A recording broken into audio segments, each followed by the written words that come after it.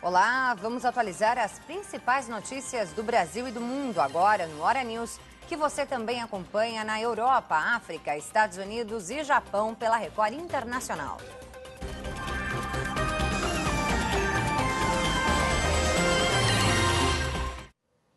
Começamos com imagens ao vivo do nosso helicóptero que sobrevoa São Paulo neste momento, porque acontece uma manifestação na zona leste da cidade. Acompanhem comigo. Este é o terceiro ato contra a tarifa dos transportes públicos aqui em São Paulo. Cerca de 400 pessoas, segundo a Polícia Militar, se reuniram na Praça Silva Romero, no Tatuapé, na zona leste aqui da capital paulista, por volta das 5h30 da tarde. E neste momento, eles já deram início à caminhada a mais uma manifestação contra a tarifa dos transportes públicos aqui em São Paulo. Olha só, eles já estão caminhando pelas ruas da Zona Leste e a informação que nós temos é de que eles pretendem, pode ser que eles pretendam seguir no trajeto por meio da Radial Leste, uma importante via aqui de São Paulo que liga a Zona Oeste à Zona Leste da capital paulista. E existe essa possibilidade deles entrarem na Radial Leste. E se isso acontecer, vai prejudicar muito o trânsito aqui na capital, agora horário de pico, horário de retorno dos paulistanos para casa. E a informação é de que São Paulo já tem 90 quilômetros de lentidão neste momento. Este é mais um ato contra a tarifa do transporte público aqui em São Paulo. Segundo informações que nós recebemos, a intenção desses manifestantes é seguir até a Praça do Belenzinho, ali próximo também do Tatuapé, e já há outras manifestações agendadas para esta semana. Para amanhã, a manifestação pode acontecer em Cotia, na Grande São Paulo, e em São Caetano do Sul, no ABC Paulista. Na quinta-feira também há manifestação marcada para Santo André, no ABC Paulista, e Barueri e Carapicuíba, na Grande São Paulo. Na sexta-feira também há a informação de que terá manifestação em Osasco, depois em Guarulhos e também em Mauá. Todas essas manifestações devem começar por volta das 5 horas da tarde, assim como este ato que aconteceu hoje e todos os outros que aconteceram anteriormente. Na última manifestação, que aconteceu sexta-feira, no dia 16, teve bombas, depredação e também teve detidos nesta manifestação. A manifestação que começou pacífica, como está essa que você acompanha nessas imagens, acabou com confronto entre policiais e manifestantes. Foi o segundo ato contra a tarifa em São Paulo. Esse protesto é convocado pelo movimento Passe Livre, que desde 2013 vem atuando e chamando a população para lutar contra a tarifa, o aumento da tarifa nos transportes públicos aqui em São Paulo. Na época, o aumento era de apenas 20 centavos. Agora, a tarifa tanto dos ônibus, quanto do metrô, quanto dos trens da CPTM, passaram de R$ 3,00 para R$ 3,50. E é contra esse aumento de 50 centavos que esses manifestantes estão indo às ruas pela terceira vez aqui na capital paulista. A polícia teria dito na última manifestação que aconteceu na sexta-feira que foi alvo de fogos de artifício, por isso teria reagido com munição química. A manifestação que aconteceu na semana passada teve início na Praça do Ciclista, na Avenida Paulista, e foi seguindo até o centro da cidade. A manifestação que acontece hoje está concentrada na Zona Leste da capital paulista e por lá deve ficar. O agravante é que esses manifestantes, que segundo a Polícia Militar é um grupo de 400 pessoas, fechem a Radial Leste, uma importante via aqui da capital paulista, e assim vai causar um caos ali naquela região e em todo o entorno, já que agora é horário de pico e muitas pessoas estão voltando para casa dos seus trabalhos.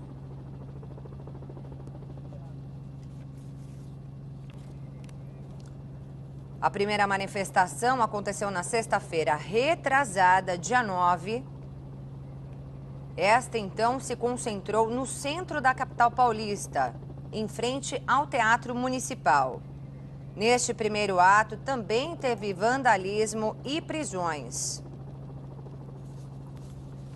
Muitas agências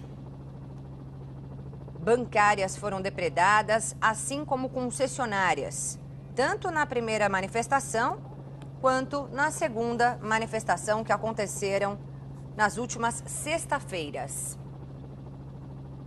Bem, daqui a pouco então nós voltamos com mais informações sobre essa manifestação do movimento Passe Livre aqui em São Paulo.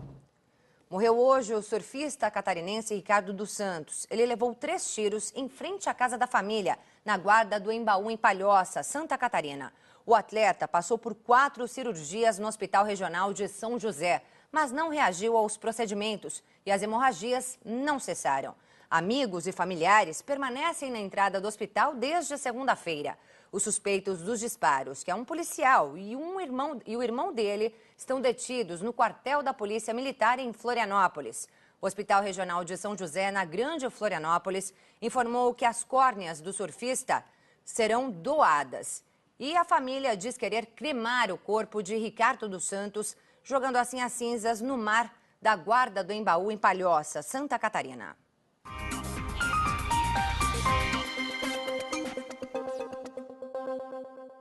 Três operários ficaram feridos na queda de um andaime no Rio de Janeiro. A estrutura estava sendo usada na reforma de uma loja e despencou de uma altura de 9 metros. As causas do acidente serão investigadas.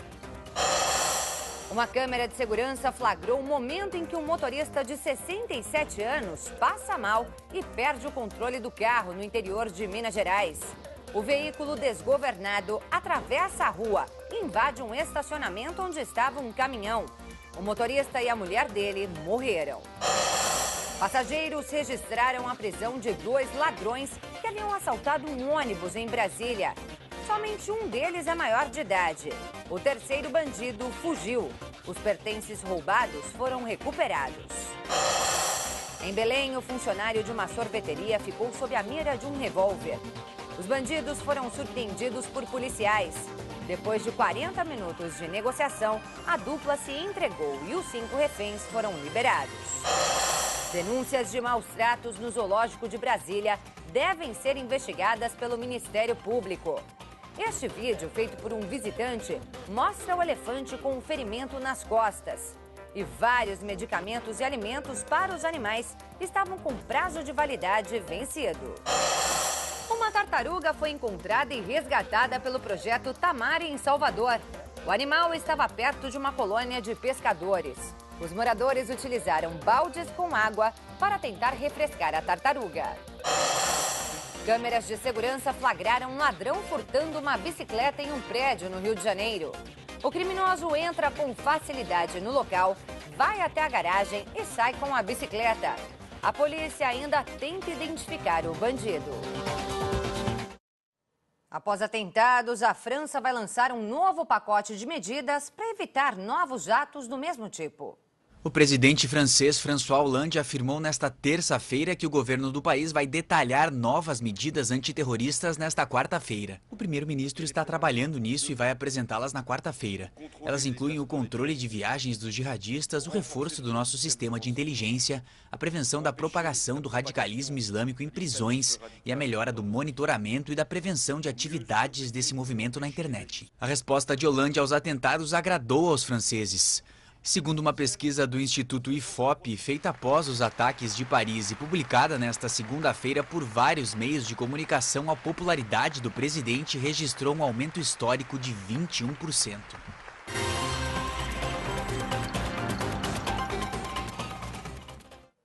As notícias do Espírito Santo também são destaque em nosso telejornal. E nós vamos ao vivo à nossa redação em Vitória. Boa noite, Adriana Marques.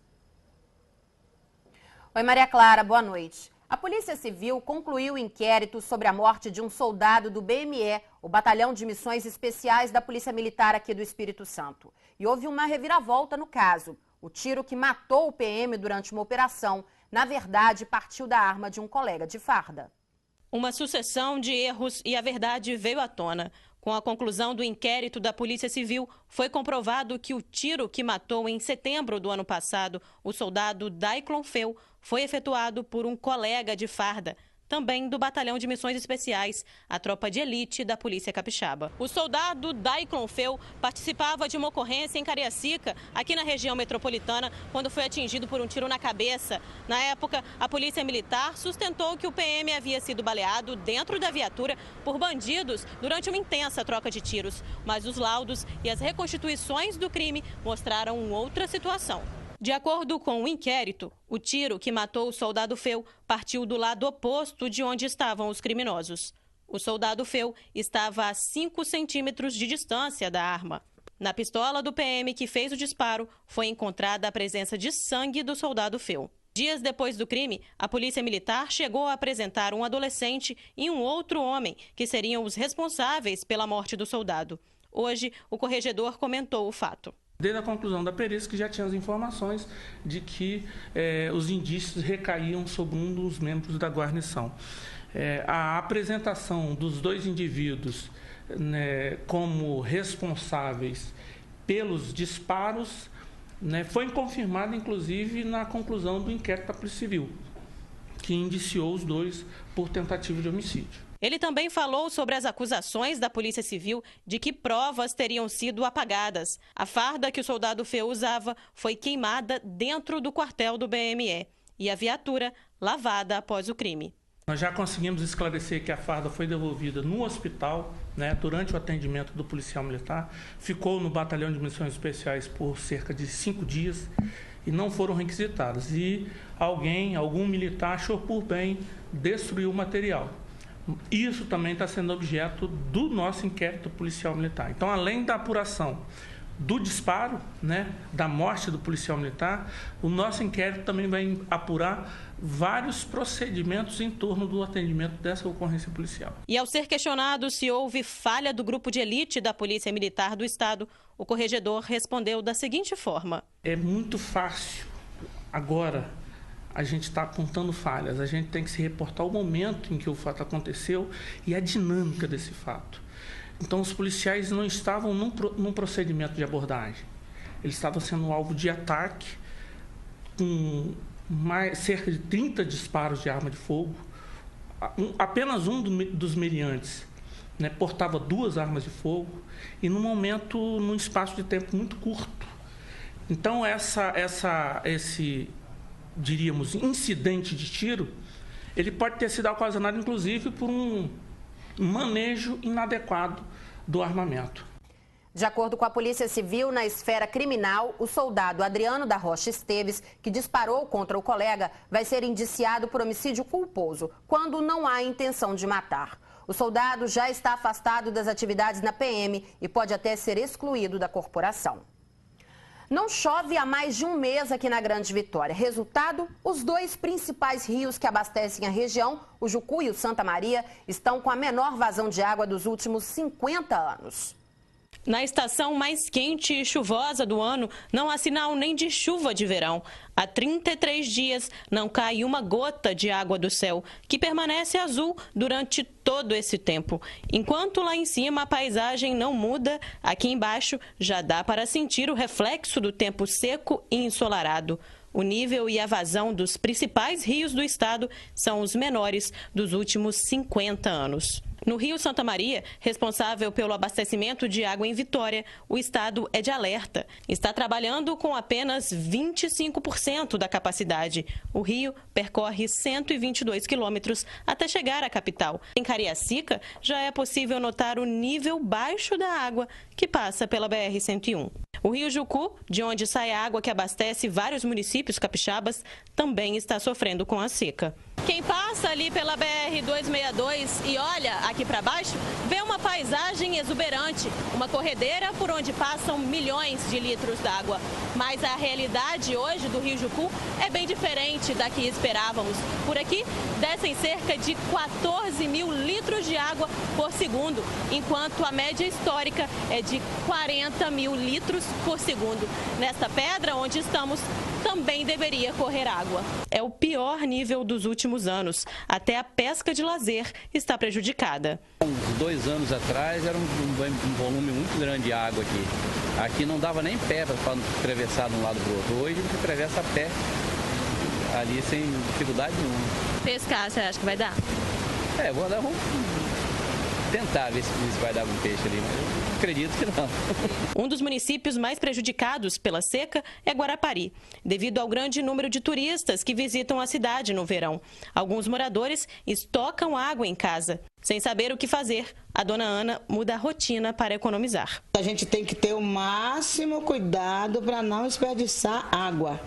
Nessa seca de água que nós estamos agora, quando a gente vê que o negócio está escasso mesmo, o que é que faz? Enche uma vasilhinha de água assim da pia, tira o primeiro sujo dos pratos, das louças, e quando vê que aquela água já passou, aquela água, a gente derrama e coloca mais um pouco para enxaguar. Porque não pode ligar a torneira para deixar a água cair, não. Porque senão fica sem o banho. A situação é tão preocupante que o presidente da Agência Estadual de Recursos Hídricos não descarta a possibilidade de racionamentos. Suspender outros usos considerados não tão prioritários assim para poder atender o abastecimento humano.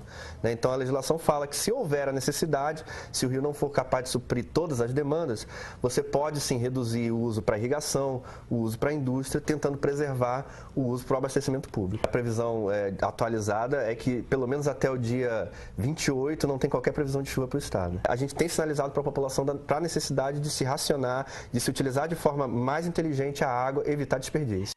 Agora vamos falar de coisa boa. Se você é daquelas pessoas que adoram o contato com a natureza, vai gostar de conhecer um dos cartões postais do sul do Espírito Santo, a Pedra do Frade e da Freira. Entre as cidades de Cachoeiro de Itapemirim e Rio Novo do Sul, o local é uma ótima opção para curtir os dias de folga.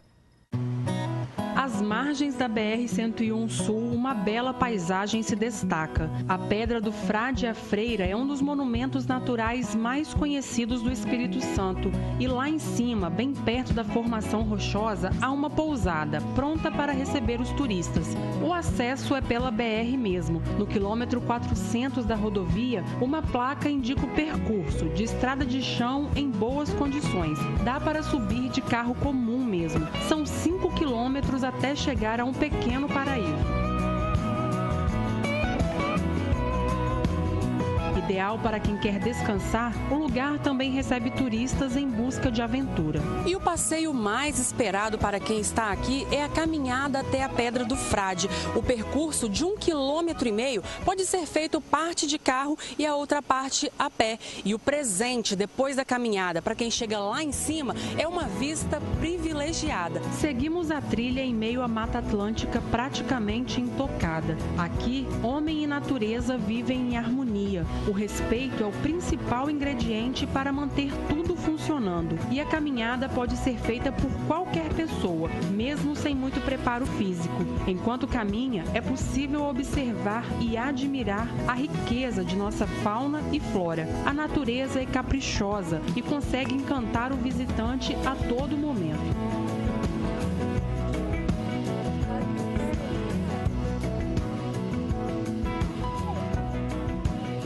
E o presente é esse daqui, uma vista deslumbrante que dispensa comentários. O único trabalho é parar e observar.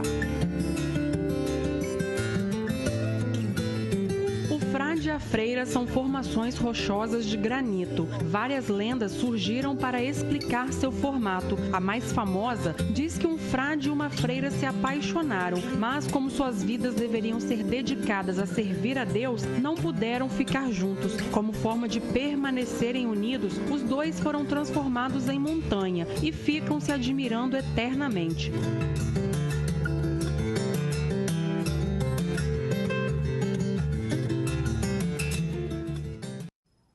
Maria Clara, essas foram as notícias de hoje aqui do Espírito Santo. A gente volta agora a São Paulo com você. Uma ótima noite para você. Obrigada, Adriana. Boa noite e até amanhã. O Hora News vai agora para um rápido intervalo e volta em instantes. Até já.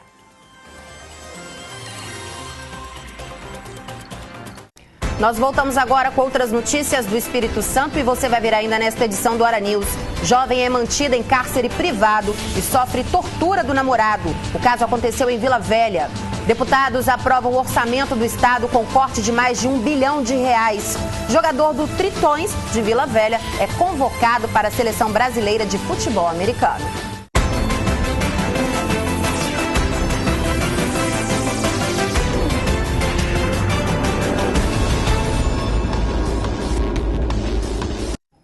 Uma jovem grávida de 6 meses foi mantida em cárcere privado e torturada pelo próprio namorado durante 2 dias. O caso aconteceu em Vila Velha. As fotos da vítima de 21 anos revelam a gravidade dos ferimentos. São marcas no rosto, nas pernas e até mesmo queimaduras de 2º grau na barriga da jovem, que está grávida de 6 meses. Ela foi mantida presa e torturada pelo namorado durante 2 dias no bairro Barra Mares, em Vila Velha. Nessa gravação feita no hospital, a vítima revela o que o rapaz fez com ela. O que ele fez com você? Me deu paulada, me focou na cor, me queimou com perfume e fogo e me queimou com fio de encapado.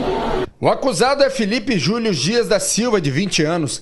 Ele tem passagem pela polícia por já ter agredido uma ex-companheira e também por tráfico de drogas e roubo. O acusado não quis gravar a entrevista, mas a reportagem ele afirmou que torturou a namorada por ter sido traído e revelou que usou cocaína durante o crime. De acordo com a delegada que cuida do caso, essa não é a primeira vez que Felipe comete atos de barbaridades com a namorada. O casal esteve aqui por volta do dia 6 de outubro. Ela estava machucada, foi agredida com socos, riscos de faca. E foi um caso que chamou muito atenção, porque ele chegou a injetar pimenta na vagina dela para tentar que ela abortasse, porque ele acreditava que o filho que ela supostamente estaria esperando não era dele. 1 mês atrás, ela veio registrar um boletim de ocorrência e requerer novamente casa-abrigo, porque ela teria sido novamente agredida após voltar com ele. Ela voltou a se relacionar com ele. Dessa vez foi ainda mais grave, ela se encontra no hospital, está bastante machucada. Assim, nós acreditamos que ele realmente queria matá-la, deu várias pauladas na cabeça e usou de meio muito cruel, assim, ele torturou. Meu Deus, que coisa absurda. O que a gente espera é que agora ele fique finalmente na cadeia. Segundo a Secretaria Estadual de Saúde, o quadro da vítima, por enquanto, é estável. Bom, e nós voltamos a falar sobre a reviravolta no caso do assassinato do soldado Phil. O tiro partiu da arma de um colega de farda. Sobre esse assunto eu converso agora com Paulo César Gomes, o nosso comentarista em segurança pública. Boa noite, Paulo César. Boa noite, Adriana. Boa noite a todos. A primeira pergunta que vem à nossa cabeça, Paulo César, é como um policial treinado pela tropa de elite da polícia comete um erro bobo que teve essa consequência trágica. Adriana, infelizmente aconteceu. Foi uma situação que o policial não queria que acontecesse, uma inexperiência também do policial, 9 meses na corporação, uma tropa de elite da Polícia Militar. Mas o grave nisso, Adriana, foi os policiais tentarem fazer uma situação, uma simulação que eles tinham sido alvo de um ataque dos traficantes. E, logicamente, não aconteceu isso. E no programa Segurança Máxima, nós já tínhamos falado, e principalmente eu tive no local, e lá pude fazer algumas demonstrações com algumas pessoas, onde estavam ali até como testemunha, e ali eu falei, esse tiro partiu de dentro para fora. Mas ficou a cargo da perícia. É importante também, Adriano, destacar a perícia da Polícia Civil. Fez um excelente trabalho. É importante deixar a perícia trabalhar. E uma outra situação é desvencilhar a perícia dos órgãos investigadores. Deixa a perícia trabalhar e para ter um resultado positivo como foi esse, sem interferência de ninguém e sem dar uma proteção a qualquer que seja os responsáveis. Como você disse aí, o soldado Adriano, ele estava apenas 9 meses na tropa de elite no BME. Em apenas 9 meses é possível, Paulo César, treinar um policial de elite? Bom, é possível, Adriano, porque ele sai de uma formação de soldado e depois ele participa de uma seleção para a tropa de elite. São vários policiais que se inscreve para participar da tropa de elite. Ele foi aprovado, fez o curso pertinente a essa tropa especial e ficou exatamente prestando serviço. E o que você acredita que aconteceu com a sua experiência de policial? Um descuido, desatenção? Olha, foi uma fatalidade, né? Ele, no momento em que ele disse que estava sendo alvejado, agredido pelos marginais, ao invés de ele revidar o tiro de dentro para fora, deveriam sair da viatura, se abrigar e revidar o tiro do lado de fora da viatura, porque não é essa condição melhor que seria feito naquela ocasião.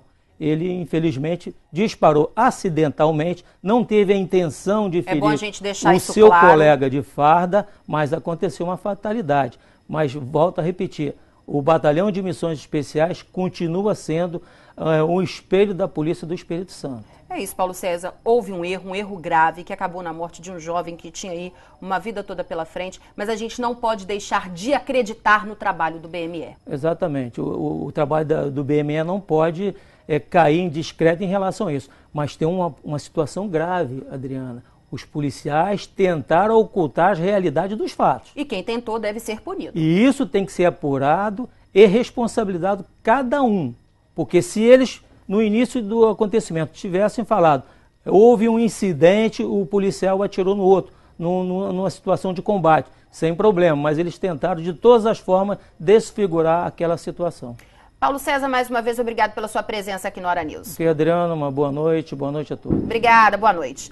Bom, e a seguir as notícias do sul do estado, direto de Cachoeiro de Itapemirim. A gente volta já.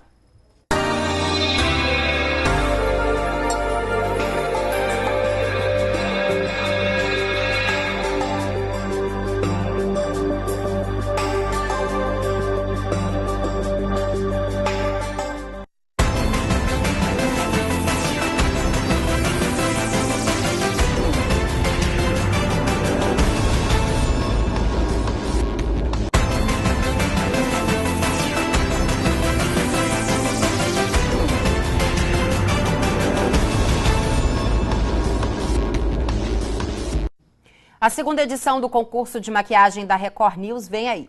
Vamos escolher um maquiador ou salão de beleza que produzir a melhor maquiagem feminina de carnaval. O objetivo é estimular a criatividade dos profissionais e valorizar o Carnaval do Espírito Santo.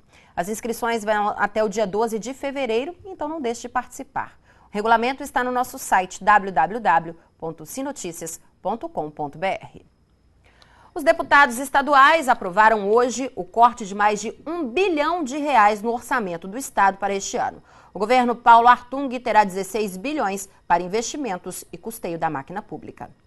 27 deputados estiveram presentes na sessão extraordinária convocada pelo governador Paulo Artung. Eles aprovaram as contas para 2015 por unanimidade. O orçamento inicialmente previsto para 17,3 bilhões de reais pelo governo Casagrande sofreu um grande corte e foi fechado em pouco mais de 16 bilhões de reais. O Poder Executivo é de longe o mais afetado, com um corte de 1,1 bilhão de reais. Já o Poder Judiciário terá 133 milhões a menos e o Legislativo uma redução de 13 milhões.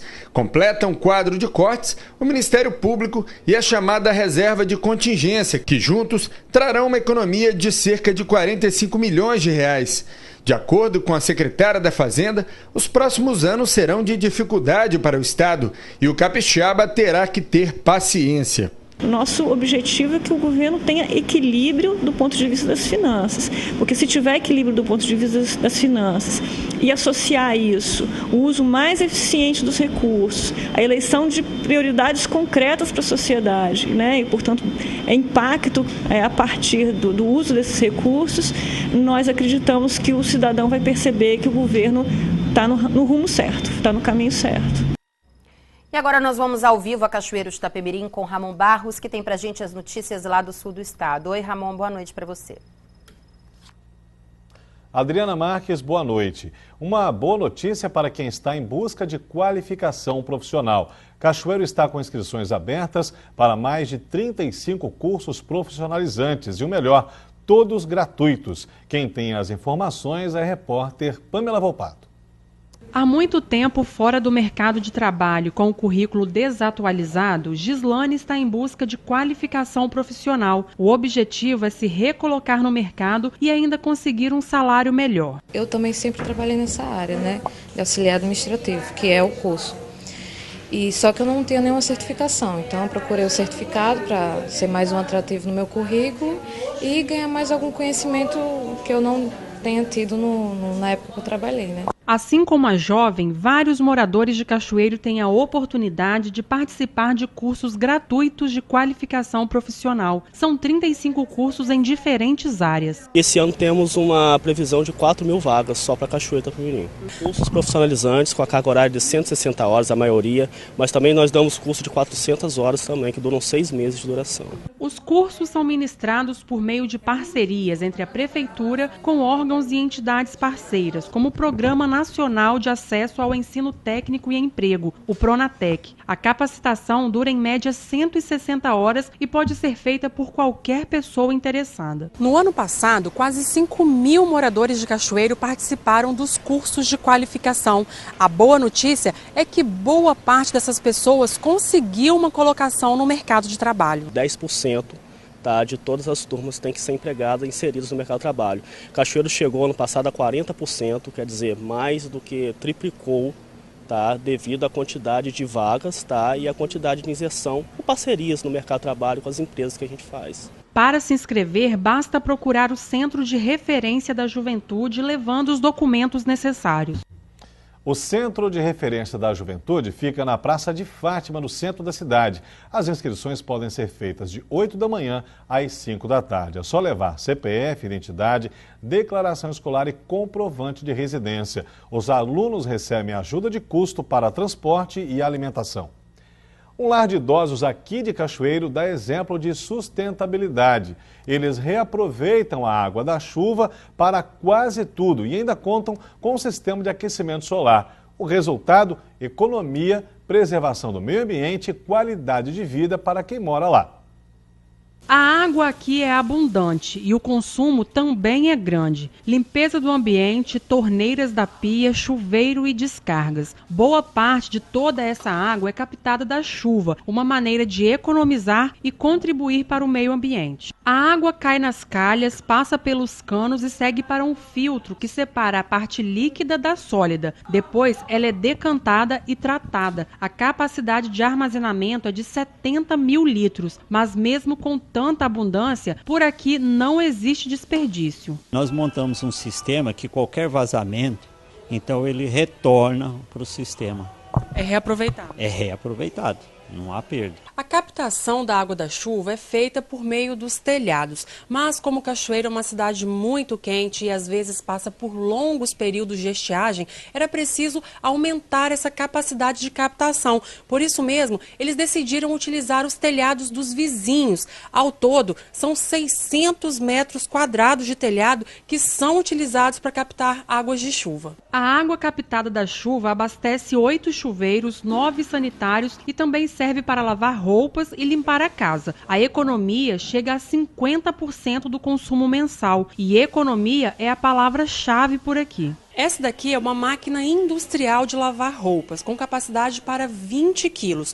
Toda a água utilizada na lavagem é exatamente a água que foi captada da chuva pelos telhados. Só que depois de utilizada para lavagem de roupas, essa água não é desperdiçada não. Ela segue para dar descarga em 9 sanitários. A ideia de montar o sistema foi do presidente do lar, o seu Sebastião, e ele ainda encontrou outro meio de economizar ainda mais. As placas fixadas no telhado usam o calor do sol para aquecer a água, garantia de banho quentinho sem gastar energia. Até mesmo a água da torneira da cozinha é aquecida, o que facilita a limpeza. Como vocês veem, as placas estão na parte baixa. Então a água fria passa pelas placas, ao aquecer elas sobem para o boiler, né? E onde é armazenada e mantendo essa temperatura. Atualmente, 22 idosos vivem no lar Nina Aroeira. O local é mantido com doações e toda a economia nas contas de água e energia se reflete em melhorias para os internos. Os benefícios são inúmeros. Deixando de lado a parte financeira, primeiro é o seguinte, nos permite utilizar com menores recursos, com meios para manter isso aqui mais limpo, que acaba revertendo em saúde, não só para os residentes, que são os idosos, mas também para todos nós que vivemos disso aqui. E uma última informação, uma carreta carregada com 96 barris de bisulfito de sódio tombou próximo a Mimoso do Sul, no quilômetro 444 da BR-101 Sul. O motorista saiu ileso, a rodovia segue interditada para a retirada do material que é tóxico. A orientação para quem segue com destino ao Rio de Janeiro é desviar via Safra por dentro de Cachoeiro de Itapemirim e sair na rodovia federal. Voltamos à Vitória com a Adriana Marques. Adriana, uma boa noite para você e até amanhã. Obrigada, Ramon. Boa noite para você também. Até amanhã. A seguir, jogador do Vila Velha Tritões é convocado para a Seleção Brasileira de Futebol Americano. A gente volta já.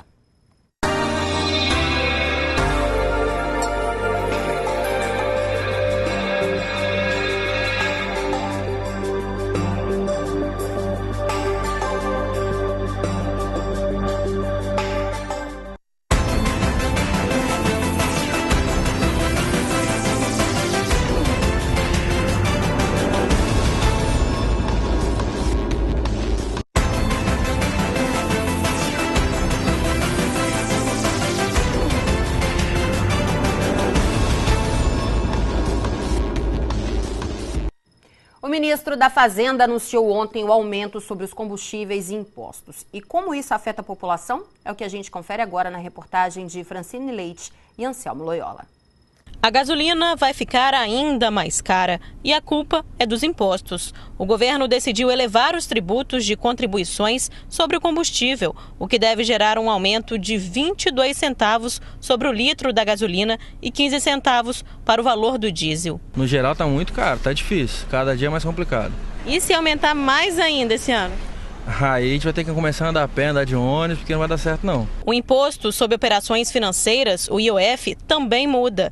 No crédito para pessoas físicas, a alíquota dobra de 1,5% para 3% ao ano. Comprar a prazo vai pesar mais no bolso. Uma geladeira de R$ 1.500, por exemplo, dividida em 12 vezes, fica cerca de R$ 30 mais cara devido aos juros. No pacote de elevação de tributos do governo federal, também estão a elevação do IPI para atacadistas de cosméticos e o aumento do PIS/COFINS sobre produtos importados. Neste caso, a alíquota subirá mais de 2%. Tudo tá caro, né? Só o salário da gente que não sobe, o resto sobe tudo. Aumenta a gasolina, aumenta a comida, aumenta a luz, gás, aumenta tudo e salário mesmo não aumenta nada. Aí só Jesus na causa. A elevação dos tributos resulta numa maior arrecadação do governo. As medidas de aumento de impostos foram anunciadas nesta segunda-feira pelo ministro da Fazenda, Joaquim Levy. O consumidor só deve sentir o impacto desse aumento em abril, mas ao longo de 2015 serão arrecadados 20,6 bilhões de reais a mais em impostos. O governo federal ele vem com uma proposta de fazer um superávit primário de 66 bilhões de reais em 2015, né? Tem diversas medidas que vêm sendo implantadas no sentido de aumentar os tributos e reduzir alguns benefícios sociais. Mas o que se espera de uma maneira geral, é que nós já temos uma carga tributária no Brasil muito elevada, é que o governo também venha propor medidas de redução de gastos públicos para que tenha uma melhor gestão, os gastos públicos sejam geridos com qualidade e a gente consiga ter mais serviços para a sociedade, né, a um custo menor. E aí a nossa realidade hoje não é essa, né? A gente tem uma carga tributária muito elevada e a sociedade não tem um serviço condizente com o patamar de tributação que a gente paga.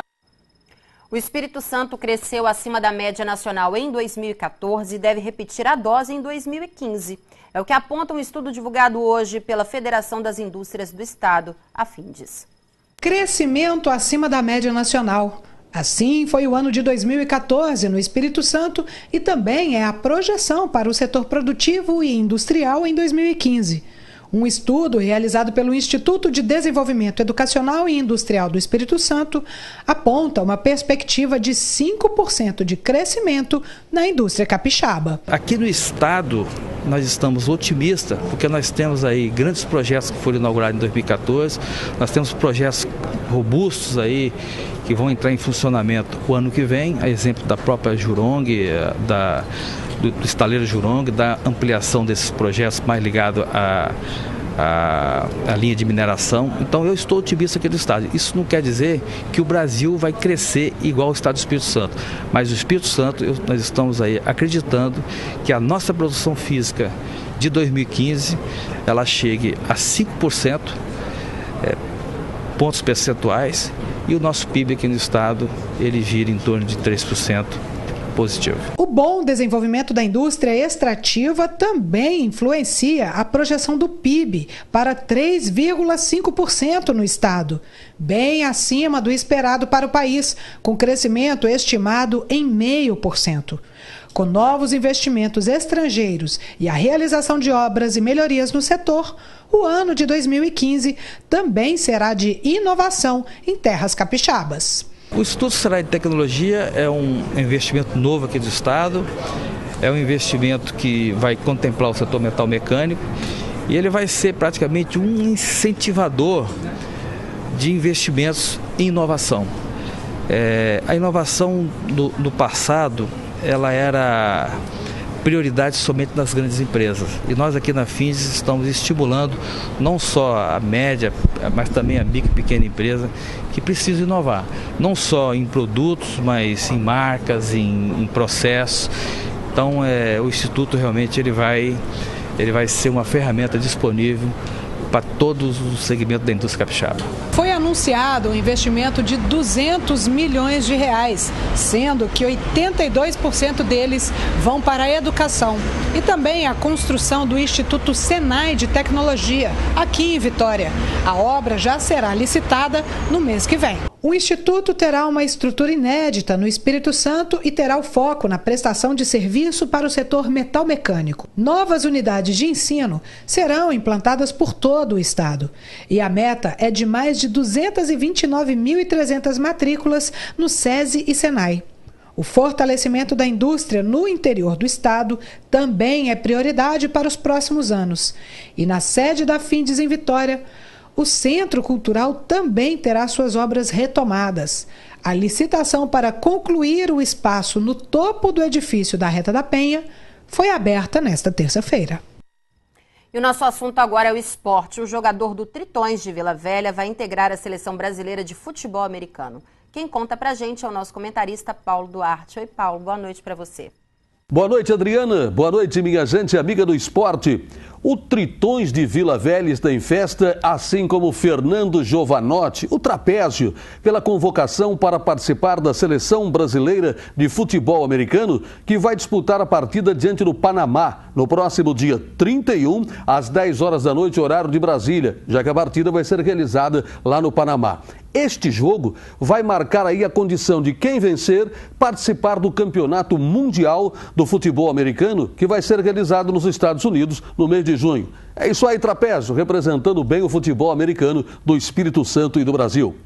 No próximo dia 8 de fevereiro, a Federação Aquática do Espírito Santo confirmou que vai dar início às braçadas à competição em águas abertas na primeira travessia em Marataízes. Se você que é atleta gosta de participar das competições em águas abertas, você pode se inscrever através do e-mail facab@terra.com.br. Repetindo, facab@terra.com.br. Inscrição totalmente gratuita.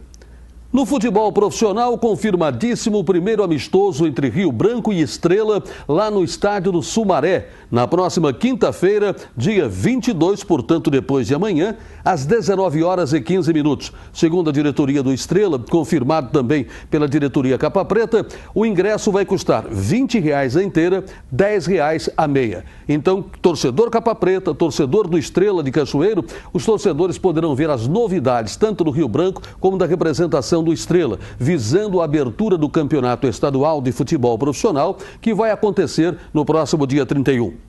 A grande interrogação, a expectativa é com relação aí à manutenção ou não do patrocínio do Banestes para a competição de 2015. O negócio é esperar os próximos dias para ver o que realmente vai acontecer. Boa noite, Adriana. Um abraço, minha gente amiga do esporte. Obrigada, Paulo. Boa noite. Bom, Hora News Espírito Santo termina aqui. Mais notícias você tem daqui a pouquinho, às 9 da noite, no Jornal da Record News com Heródoto Barbeiro.